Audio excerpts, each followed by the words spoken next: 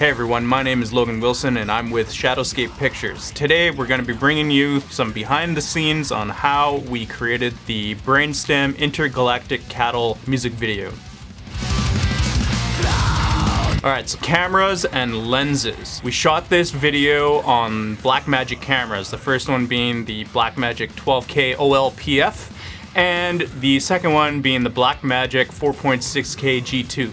Sounds like a mouthful, and that's because it is. We chose these cameras because not only are they somewhat affordable, but they also look amazing. The picture quality that you get from these things is absolutely stunning, and I cannot recommend these cameras enough. Initially, we planned on using the Venus Optics La'awa nanomorphic lenses. I hope I said that right. We wanted to originally go for a grungy and kind of dirty cinematic look.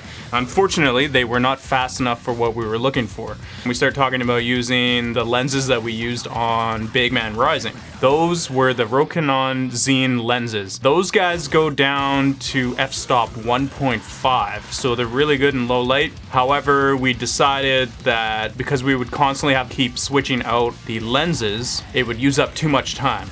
So we opted to go for the DZOfilm zooms. Now these allowed us to keep one lens on each camera. It allowed us to use a whole bunch of different focal points. We kind of had to make a little bit of a sacrifice because they only go down to f-stop 2.8. However, we were able to get the lighting configuration to work properly for our camera's native ISO, which we shot at 800. Let's talk about lighting and how we lit this music video. Lighting was crucial to set the mood. We used various lights on this music video set. So we used the Aperture 300D up above as kind of like a backlighting, so it was going down behind them. We had that on paparazzi mode, so it kind of created these flashes. To incorporate the alien effect, we made an upside down triangle with the Godox TL-60s. We experimented with a few different colors and we decided that the green color was the most alien looking one. Personally a fan of green. I think green makes everything looks awesome. If you're a fan of green, you'll also love the remake of The Ring. Highly recommend to go check out that movie if you haven't seen it. We also utilized a phaser. So this is a combination of a hazer and a fog machine.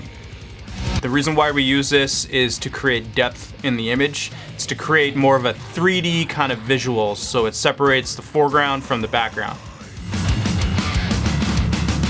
Now the reason why we use those is because it makes the image look a lot more professional, it makes the production look a lot more professional. If you are in video work, I highly recommend to use atmospherics. It will up your production game tenfold. Alright, next was the editing process. Editing was a bit of a marathon. I had to manually sync up the clips. This is a bit tedious, but it's just something that needs to get done. If you're making a music video, you know, you're gonna end up doing some audio visual syncing. I decided to go with a more chaotic approach to my editing style. It's constantly moving. I wanted to make it so Brainstem's music video looked and acted the part. It's chaotic and brutal, so I needed to follow an editing approach, and that's why it looks the way that it does.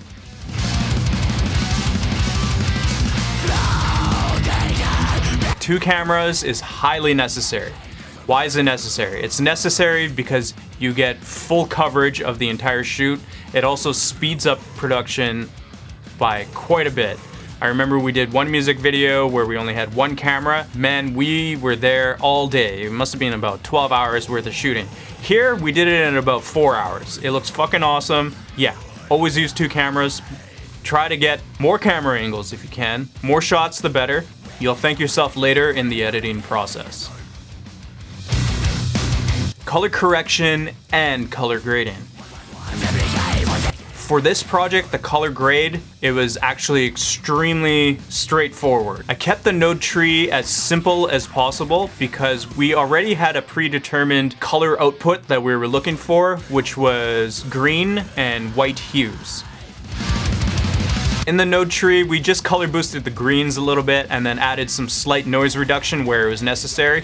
Because we're shooting in such a high resolution with a 4K output, the noise is very minuscule and it creates a very sharp image. Using the Fujifilm print emulation was a happy accident. It was a total mistake. I made a mistake. I accidentally clicked on the wrong thing, and it ended up working out in our favor. Stage design and direction.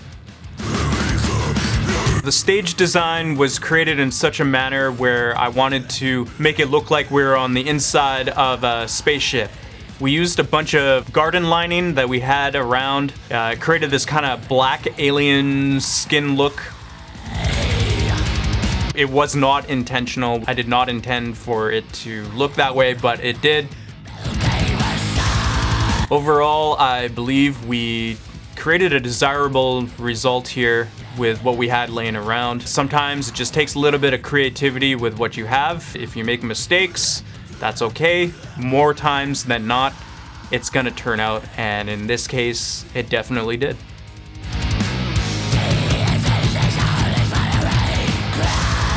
So in conclusion, putting this together was an amalgamation of creativity and some small amount of problem solving.